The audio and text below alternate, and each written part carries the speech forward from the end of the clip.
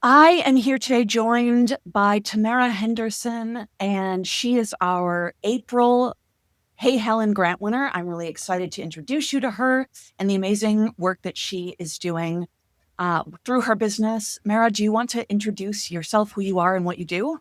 Yes. So, hello, my name is Tamara, or Mara for short, and I am a United States Marine. I am a firefighter and an EMT, and I am the CEO and founder of a educational zoological center called the Enchanted Immersive Zoological Center. Amazing. And where are you located? We are located so technically we're located in Decatur, but we're moving to Fayetteville, which is roughly 25 minutes from the Atlanta airport. Okay. And what exactly are you doing through the is there an abbreviated way of saying it? It's such a long Enchanted No, Immersive Zoological it's Center. such a mouthful. Oh, I hate it so much. So I just say EIZC or Enchanted IZC. I was like, can I call it the Enchanted Zoo? You That sounds can, you can, you can. Like after the initial long mouthful of my name, anything abbreviated is perfectly fine. It's too much to say. I agree. amazing. I don't even say it more than once. That's Enchanted. It's the Enchanted. Yes, Is a name. it's Okay. perfectly fine. What are we doing there?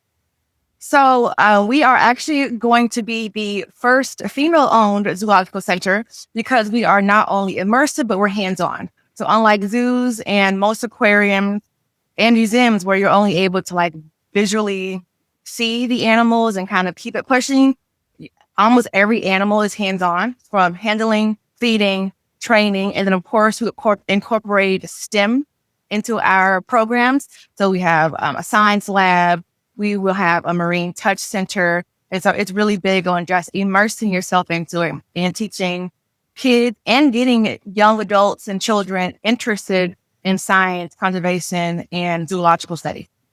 Yeah. That's what animals do you have there So, now and what are you planning on for the future? Because I know that yeah, you're planning to expand into a physical location, a yes, permanent location rather. yes, ma'am. So currently we have probably roughly around 40 animals, and that include snakes, lizards, equine animals. What is so missing? Birds, marsupial, and all of that fun stuff. But when we move, oh, and rodents. We have rodents as well. When we move, we are going to incorporate more farm animals. So that's our ducks, chickens, Highland cows, milking cows, and stuff like that. And then we'll have capybaras, which are large rodents that you'll be able to swim with and hand feed. And then, of course, my dream animal is I want a giraffe. We are going to have a roughly 30 acres. I don't know if that's enough for a giraffe. We really haven't gone past me just wanting one, but it's going to be an array of just other animals, ferrets, you name it, we'll probably have it. Then we have our marine touch tanks. So we'll have our fish, we'll have our jellyfish, stuff like that. How did this start for you? So I am a 90s baby. So hand up to everyone who was born in the 90s. And back then, television was really big on Animal Planet, Discovery Channel. That was kind of big. And I was homeschooled. So that was really what I watched most of the time. And back then, the crocodile hunter Steve Irwin was really big back then. And so I'm watching him and I said, you know what? I want to work with animals. As I progressed in my life, I realized that I really wasn't the sit at a desk type of child. That wasn't my learning style. I learned a lot better when I was immersed in it, hands-on, and things of that nature. I also realized towards 17, 18, 19 years old that college wasn't for me. I did go, I went early, and I was just so bored. It couldn't keep my attention. I ended up not even going to class. I stayed in my room, I slept, and that was that. I found out later on when I tried to get internships with animals, that's what my passion has been. Most places, zoos, aquariums, you have to either already have a degree in that field or in college working towards one. So that it just wasn't an option for me. And I said, you know what?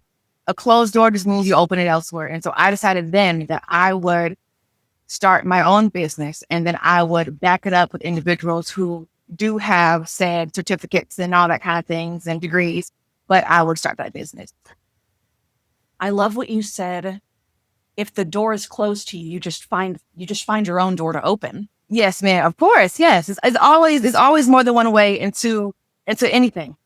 Always, you just have to find what it is. I feel like that's how so many businesses start, because someone couldn't find the thing that they needed for themselves. So that I'm just going to do it myself. Yes. And it's been difficult. I won't lie and say that it hasn't been, but it definitely has been work. Definite work.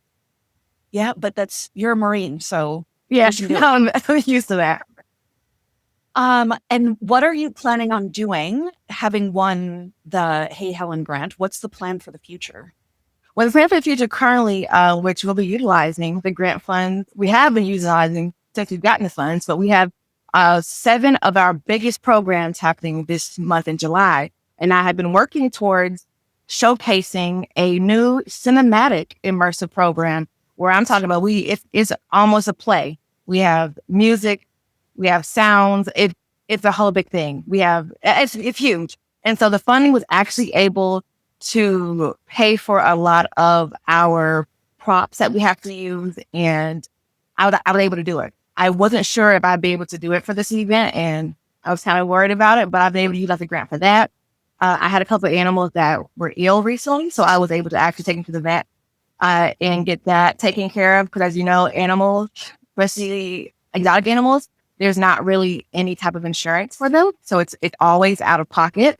And then, of course, I am now able to progress towards our lifelong goal of opening a brick and mortar standalone facility where people are actually going to be able to come in and come down and hang out with the animals, hang out with the horses.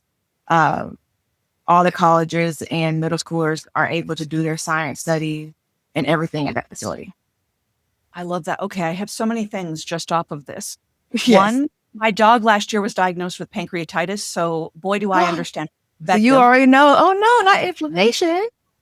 Yeah, it was, they said if he was lucky, he would live another year. And it's been a year, and they don't even have any signs that the pancreatitis is even around anymore. So why don't we give him a year for that?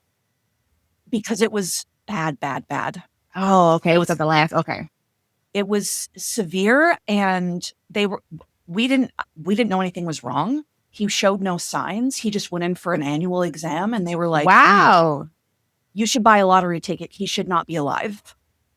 Resilient. Resilient. He's a service animal. So he's, okay. Which is also why they said he probably didn't show signs, because his job is me and taking care of. That's probably why.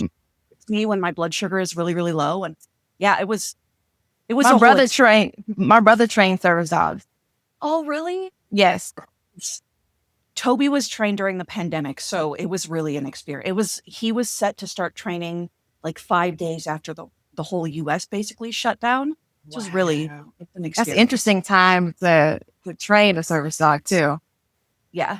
So all that to say, I definitely understand vet bills, but also I love that there's a creative element that you're bringing in. When you said earlier that it's an actual STEM experience, of course they get their STEM experience. Yes.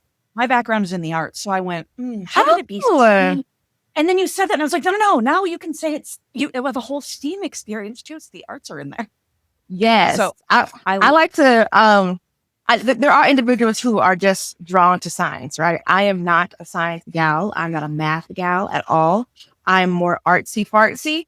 And so I essentially incorporate things that I am interested in what kind of pull me into the programs. And of course, we started internships in our volunteer age at 6 years old. And so most 6-year-olds are not going to be, oh, yeah, let's count and do all that. No, we have to do fun and kind of sneak our education into it. So that's kind of what we're doing with this program. The arts is a really great way to sneak in educational experiences for sure. Yes. But so would hands-on activities with animals. That's the next place I wanted to go with everything that you were saying of what does this look like for if someone comes in elementary school versus middle school versus maybe like an adult. Like if I were to come there as an adult, what are the experiences we're getting? And of course, so everything is tailored towards age groups.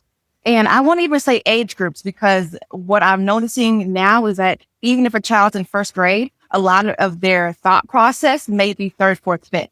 So I really cater everything towards the level of whatever that individual is at, whether it's higher or lower. So a lot of times we come in, we do our basic introduction, health, safety, all of that, because we are dealing with exotic animals. Yes, are they vetted and trained for years and all that? Yes, but they still are animals. They still have teeth. They still can bite, right? So we really we inform them and make sure everyone's safe and all of that. Then we move towards the actual education part, which we incorporate riddles and games into our education. And depending on age, kind of depends on how in depth that we go and how long we stay on one subject. Because we're trying to keep everyone's attention and keep it moving. After that, we have competition. So now we're reinforcing what we have taught you. Do you remember what it is? They win trinkets. They win animal themed things. We don't do chocolate, of course, because people do have allergies, but we do starbursts and things like that. And then after that, we go towards our hands-on portion. So our hands-on is we do arts and crafts. We do science experiment. We do immersive. So like if we do the marine, this is our time to do our touch tank things. We do games. We build puzzles. So now everyone, it's really whatever that they want to do. We have an array. I have spent years mapping out different things to do for our adults. I don't know if you play Cahoots. No. What? No. Okay. So Cahoots and Jeopardy. Jeopardy, I know you know. So we offer Jeopardy for a middle, high school, and adult.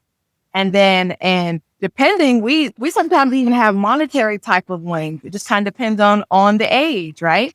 Well, Cahoots is you use your phone, but you sign in and your character's on a screen and the questions pop up and you can see who answers it. Every time someone gets hired, they move up along. It's really fun. It's really exciting. Adults love it. We do that. And then at the end of it all, of course, we always have handling. We always have opportunities for photos. And what we have incorporated this year is something we call our activity packet. And they're actual packets with activity sheets.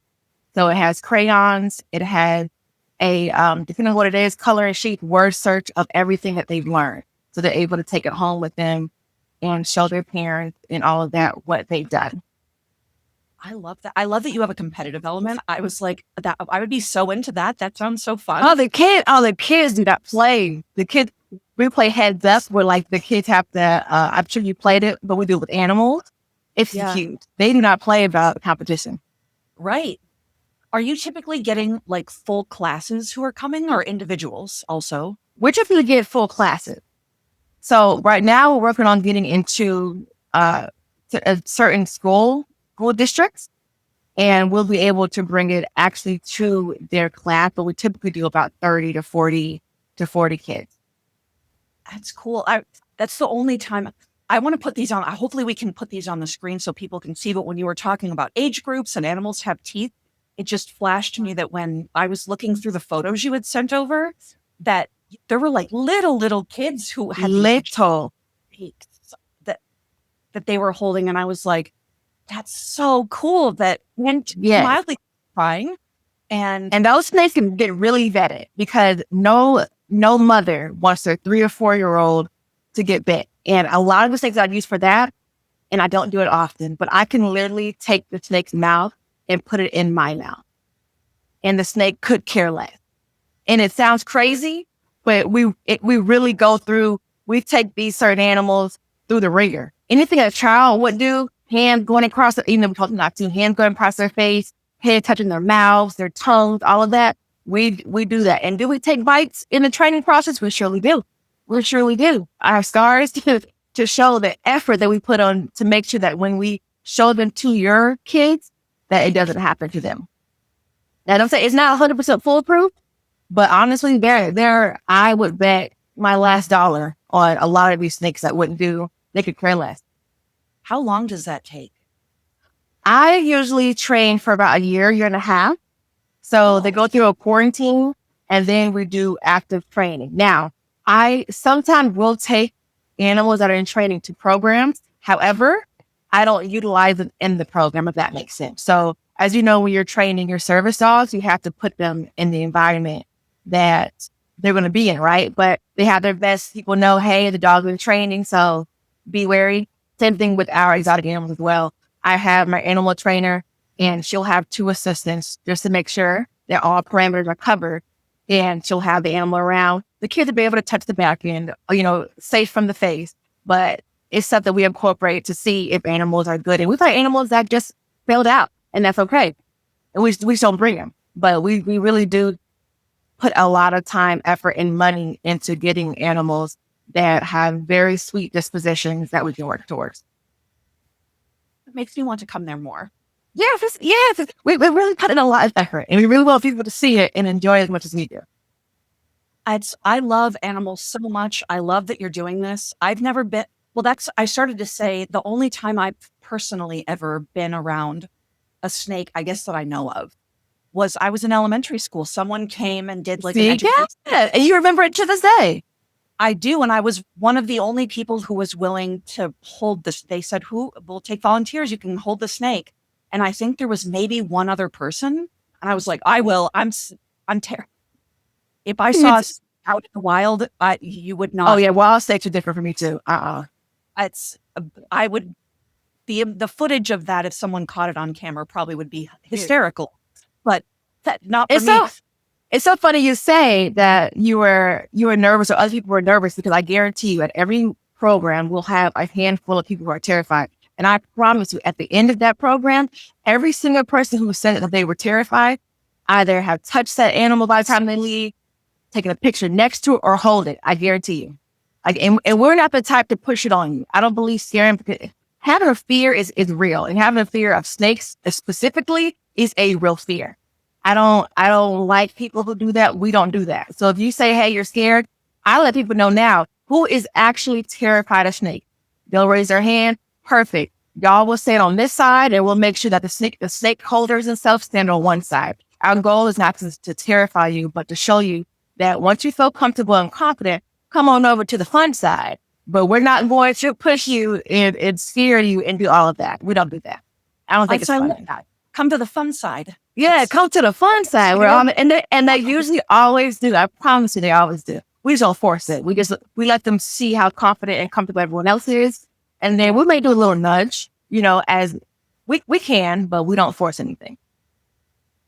Do you find the kids start to get FOMO, like if they're nervous and then they see all their classmates engaging? That yes, they're like, oh, okay, but I'm scared, but now I kind of want to be involved. Especially at the very end, when we have our end photos, I let the kid pick the animals that they want to hold for the photo. So a lot of times you won't even see me, which is so funny because, of course, it's my business. A lot of times you won't see me with anything. I have certain animals that I don't let them hold. I have a bird who's a pain, and so I'll hold him because he can be on one. But everything else, I actually let them pick, and you'll be surprised how many kids are like fighting over the snakes. Now I gotta stretch the snake out so 3 kids can hold one snake. And so, the kids never want to leave. Half the adults don't want to leave. I'm over here at 30 minutes later because everyone wants to hold and learn. We do training sessions at these programs. So, the bird may already know the tricks, but it's different when the kid can make the bird spin and wave and blow them a kiss and fly to them. It gives the kids a sense of empowerment, like, you know what, I did this, even if technically the bird was already trained. But they enjoy it. I love that. Do you also have like special needs kids that come? You work with special needs groups? We surely did. We have gone to 3 different special needs schools, and I have no problem. So all I ask is that you just let me know what the expectations are. So what can they do? What can't they do? What level are we on? And any event that you want us to attend, we can work around that. So I have special needs that come and volunteer and intern. With me in the medical field, I actually love working with special needs individuals. I think that they're just a hoot, and they have such an interesting way of thinking outside the box. They're hard workers. I mean, I have no issues whatsoever. And so I work with special needs all the time. Once I figure out what your limitations are, if you have any, I work with it. Not a problem. Honestly, most of the people now have special needs that work with me. Yeah. And that intern with me. Well, because it sounds like there's a component to this just through the process of working through any nerves that you might have and getting acquainted with the animals, that there's almost like a therapeutic element to it in a Yes. way.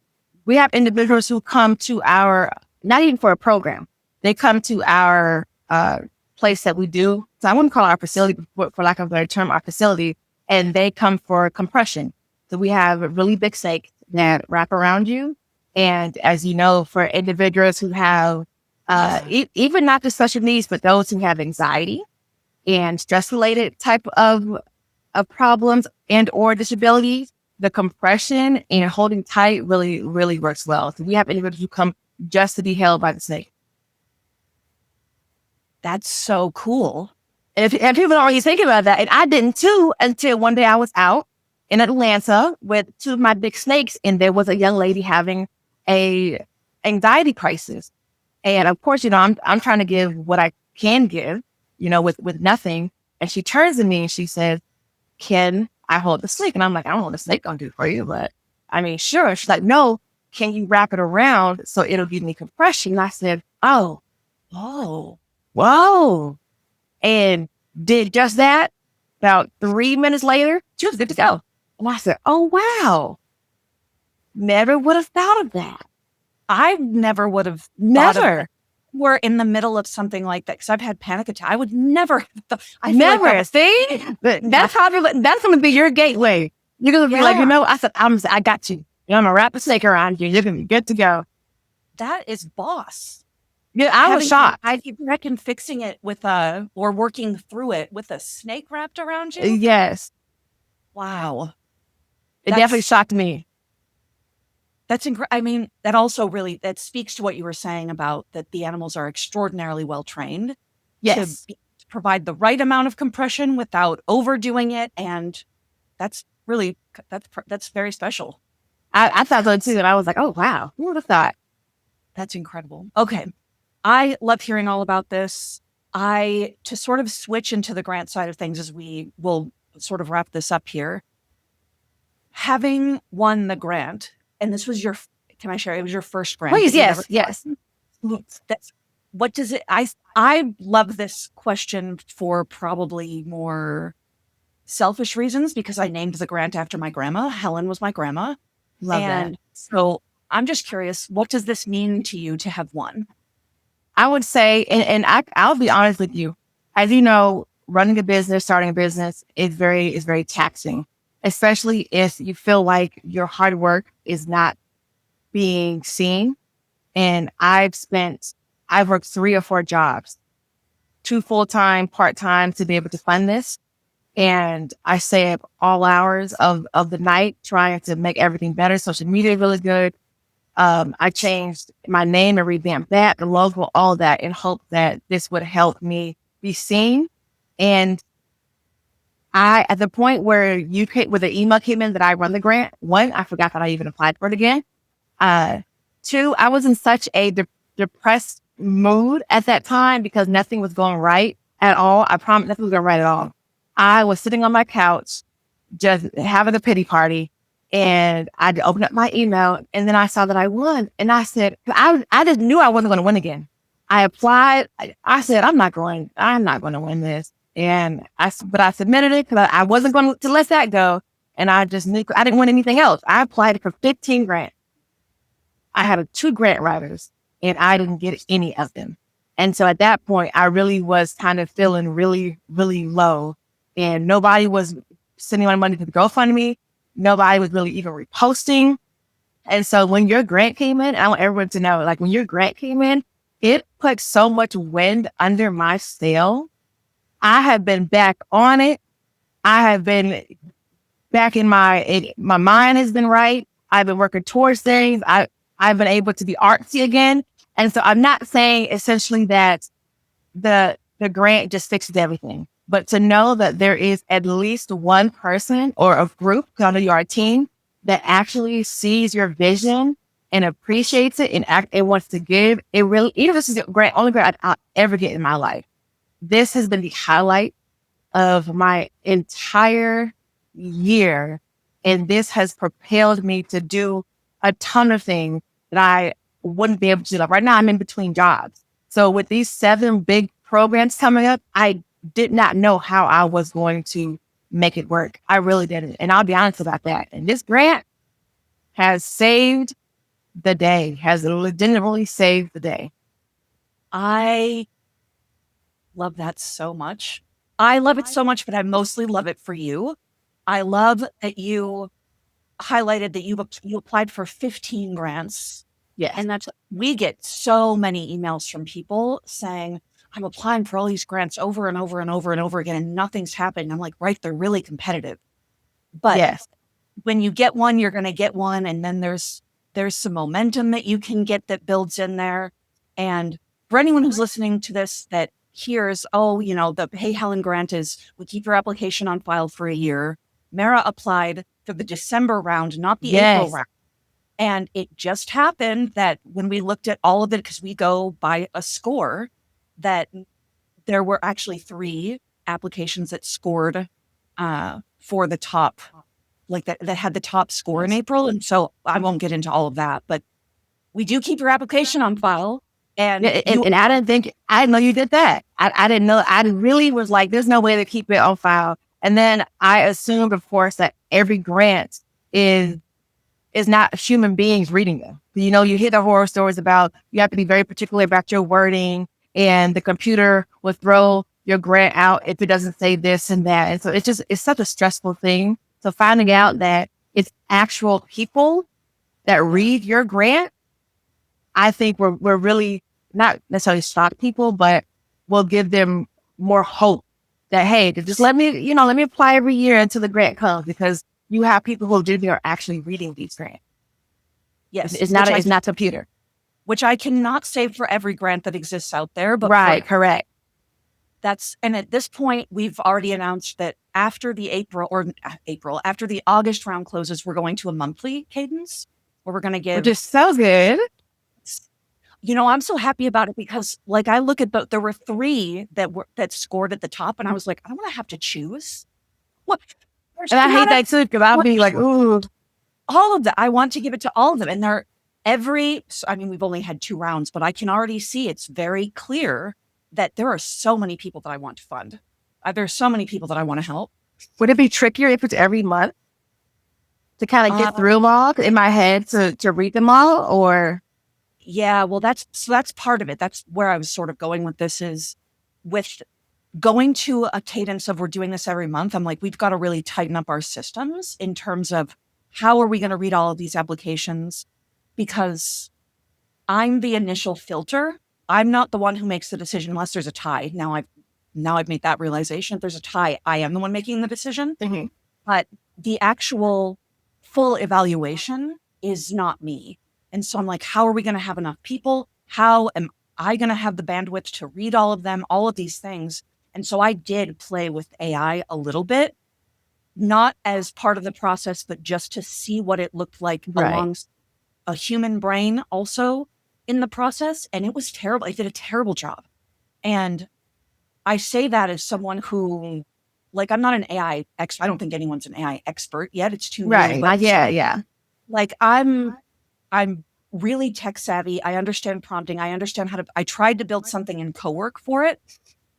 So there was a lot of depth that got put into, is there anything that can just help with the initial filtering? Not making the decision, just with the initial filtering. Right, yeah. It did a terrible job where I was like, this is not the solution. And I don't know, maybe if I hired a programmer or a developer or something to come in but at some point, maybe, but it's what you said around using the right words to get through AI. I don't remember exactly how you said it, but that's really what it is. That's what the grant writers preach, is that if you don't, which is why most people pay for grant writers, not only just to write the grant, but it's because they know, I don't know how they know, but they know the nuances and special phrases that are supposed to get you through that part of the grant. I don't know if at some point people look at it or if they choose the grant. I don't know, but it's a lot. I just like that you currently don't have to do any of that. Yeah. And so it gives people a better shot at actually being seen. If I tell you, I have probably read the phrase, I'm not just building a business, I'm building a movement. I have probably read that phrase at least 100 times. I've never heard that phrase. I have not Because used that one. no human brain would ever say anything like that. It's so high. I've never heard of that. It's really wild. But that's one that the AI came back and said, wow, they're building a movement. So it worked for AI. I really liked it. And it's nice, but most people aren't going to say that unless they're actually doing something. I thought they still wouldn't say it like that, though. No. And if you're going to say something like that, you better be able to back it up. Okay, then yes, tell me about a movement is big. It's big. That's it's really how big. many that people say we're disrupting our industry. Very few people are really disrupting an industry. So, okay, so tell me about that. What are you actually doing to disrupt an industry? So there are a lot of things that AI, if you can figure out, is a human reading this or is it AI? And if you're applying for like big corporate grants, it's probably going to be It's probably AI, for sure. So then give it a try. Put in your next corporate application. I'm not just building a business, I'm building a movement. I'm thinking about that right now. I'm going to put that somewhere in there and see. I'm going to do it and see. They're going to be like, oh, she's great. That's funny. I love it. You said you hired 2 grant writers with my grant. Was it a grant writer or was it you? When I say hire a grant writer, that's very, very low. So I did the grant. Yeah, let me preface that. I wrote the grant and I had them look at it and then I, of course, would show the questions to see, am I answering the question? I did find that on a couple of the grants that perhaps I did not follow direction correctly a little bit. Certain things like PDF, I wasn't sure if I actually uploaded the PDF. I don't know if it matters to that degree, but they probably filtered through and say, hey, who actually did what I asked them to do, right? And so I just had people read it and make sure I wasn't rambling because I can do that. I wasn't too flowery because I could do that. A lot of grants don't want you to be flowery, and I am flowery. And so that's what my grant writers did. It didn't help because I didn't get nothing. None. I didn't get none of this. Didn't get anything. But that's why I initially, because I was told you have to have one. And I thought maybe that's why, that's why I wasn't getting any funding because I didn't have one. But it didn't. I did it once and then did it again. You never know. Like there are so many different things that are taken into consideration. I will say if you don't follow instructions, that's probably a really good way to. Oh, yeah.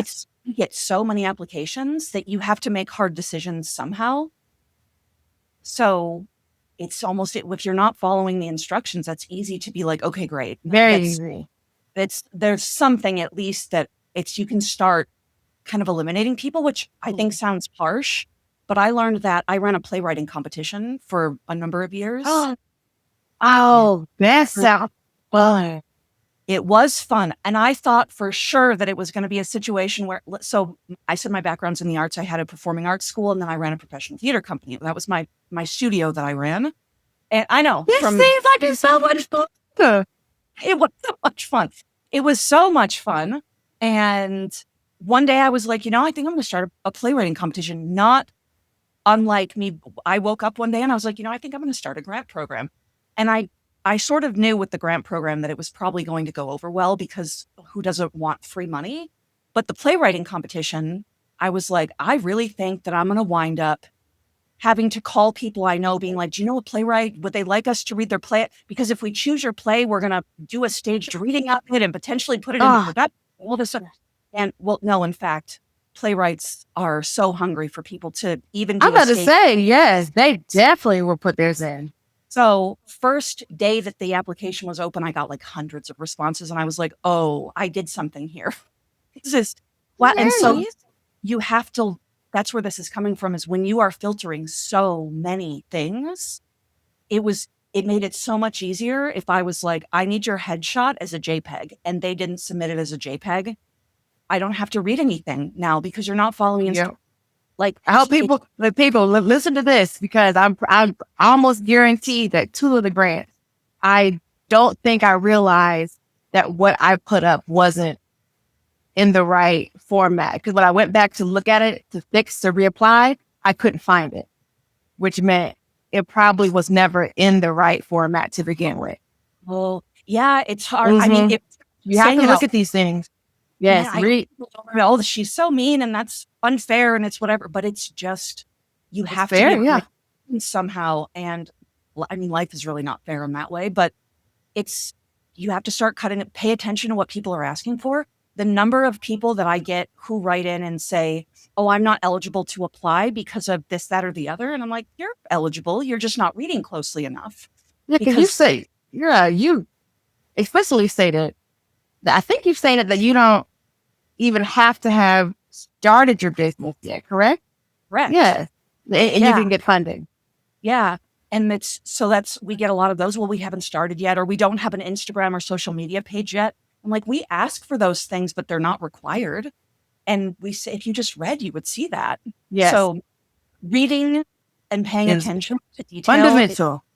is like step one of, if you want grant funding, you have to at least do that. Yes. Yeah.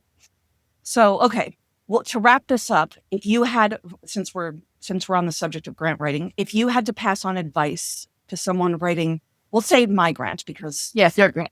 I can't talk for anyone else's how things work. For my grant, what would be your one piece of advice? I'd say my one piece of advice would be don't be afraid to put your heart out on paper, especially for your grant. And that's what I did. I really put my heart out.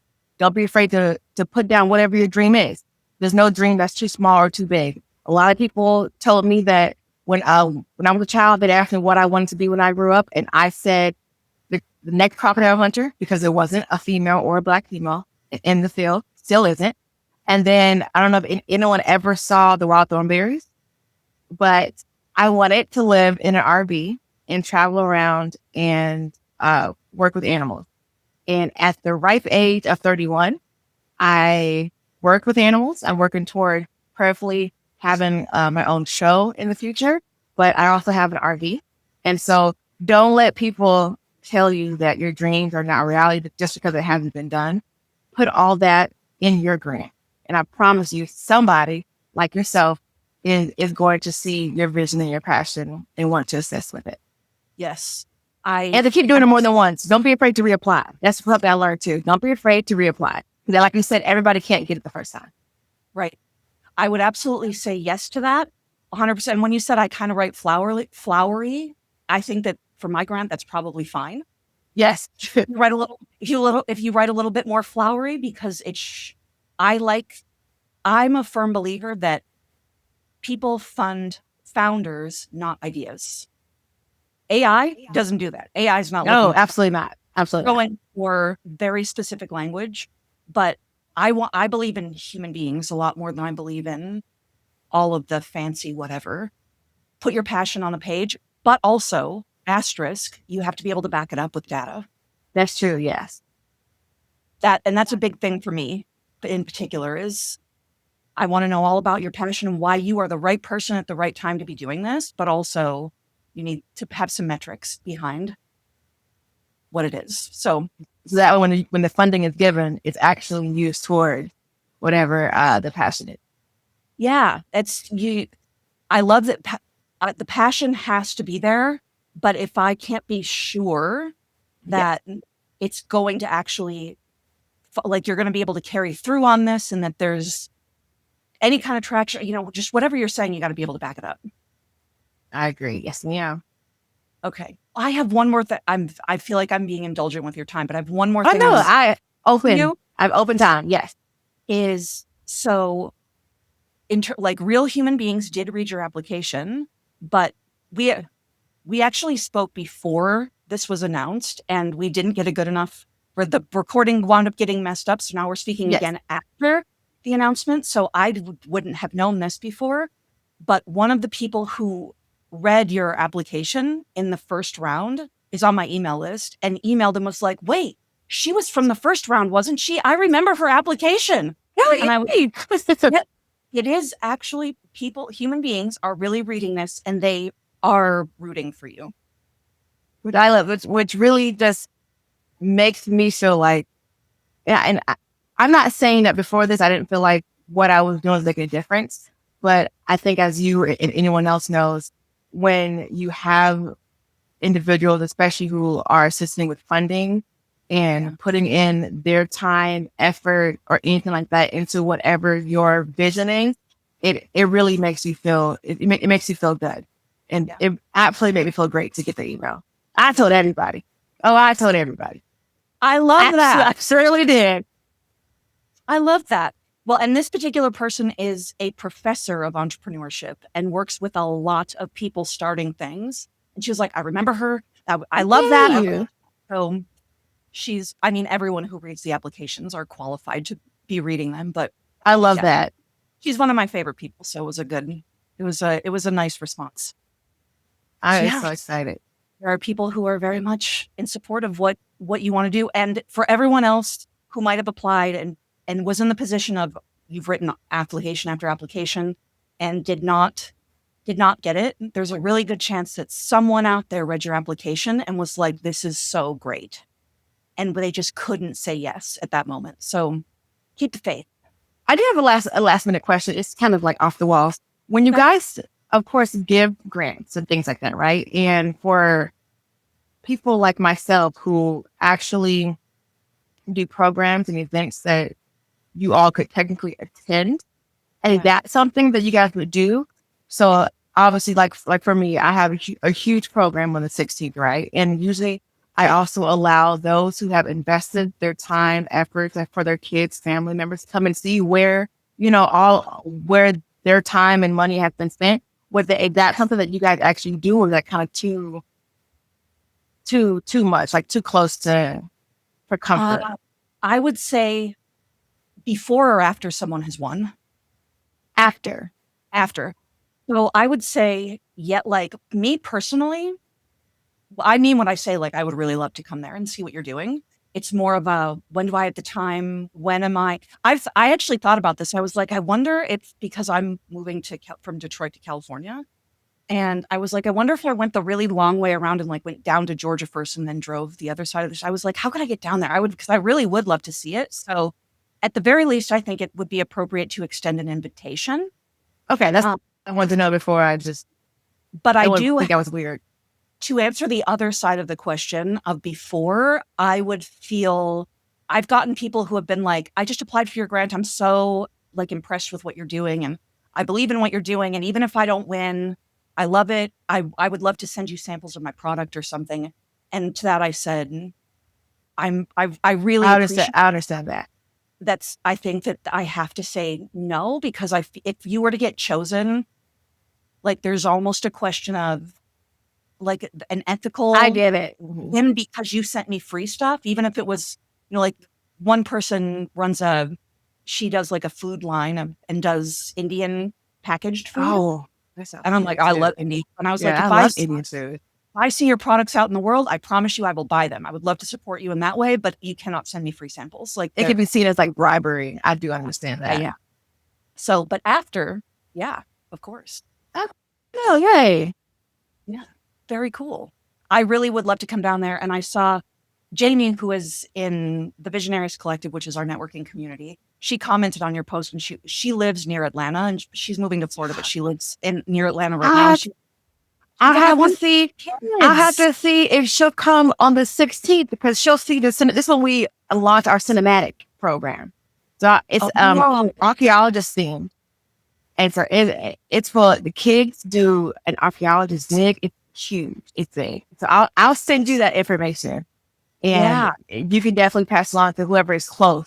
Obviously she's close, but anyone maybe on your team that may be close that want to kind of see where where the funding is going. I'm trying to think, we do have Jamie's near Atlanta, Jessica's near Atlanta. We have a couple people near Atlanta. I have perfect. I'll send it to you. I'll send it to you today, so that way they need time. But we'd love for them to actually see what we're doing.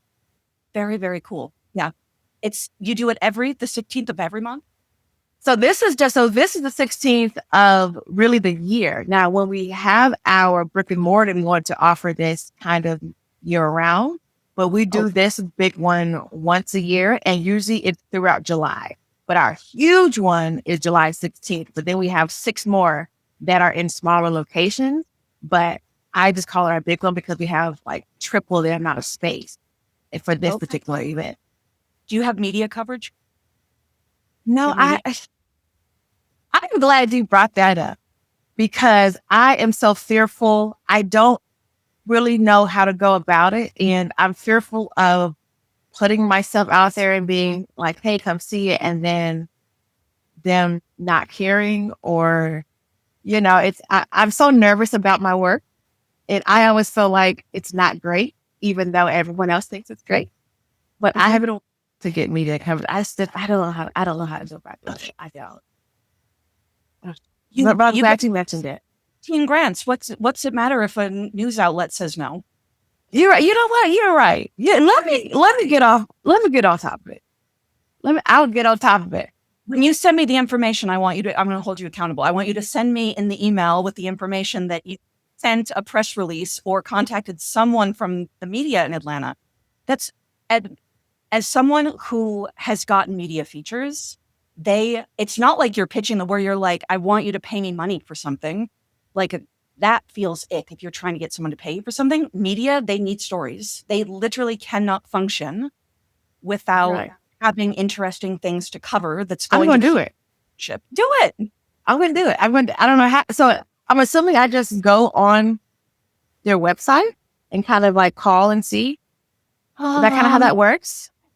You can. So you are probably better off if you find an editor. So if it's for print, if you find an editor or if you find an anchor who's doing reporting for TV on Twitter or LinkedIn and connect with them and say, I've got a really great event happening on the 16th.